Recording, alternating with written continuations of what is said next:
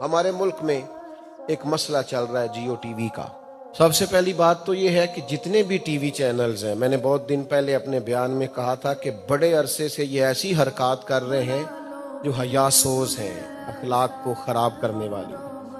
अब कोई फ़र्क नहीं रहा हमारे और गैरों के ड्रामों में और इन चीज़ों में, हर जगह गंदगी आ गई। पहले तो वैसे ही इन पर पाबंदी लगानी चाहिए, ज़ाब्ता इखलाक मुकर्रर होना चाहिए। दूसरी बात ये कि नामूस रिसालत का मसला हर दौर में हसास मसला है।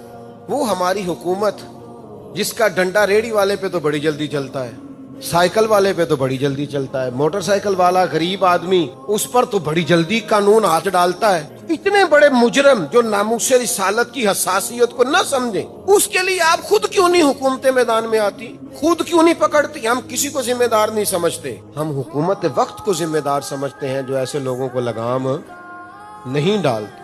और तुम्हारी वो अदालतें जो हर छोटे छोटे मसले में आज खुद नोटिस लेती हैं, वो इन मसाइल में आज खुद नोटिस क्यों नहीं लेती? आप किस एजेंडे पे काम कर रहे हैं?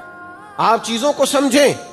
और फिर मैं लोगों से भी कहूंगा कि ये मामला अब नहीं शुरू हुआ, ये कितने कितने ड्रामे और फिल्में हैं। माज़अल्लाह, कोई बताता है जनाब यूसुफ पे बन गई है फिल्म, कोई बताता है कि करबला पे बन गई है। तो शर्म आनी चाहिए आपको।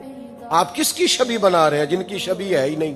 तो ये तो तमाशा बड़ी देर से लगा हुआ है और हम उस दौर से कह रहे हैं और आज तक कह रहे हैं, मुतअद्दिद बार कहा है वो जी फलाने मुल्क ने बनाया, हमने नहीं बनाया। तो भाई आपके मुल्क में उर्दू जुबान में नशर हो रहा है तो आप तो बराबर के शरीक हैं। तो ये चीजें बड़ी हसास हैं, इनकी हसासियत को समझा जाए और हुकूमत खुद मैदान अमल में उतरे और खुद इन चीजों का नोटिस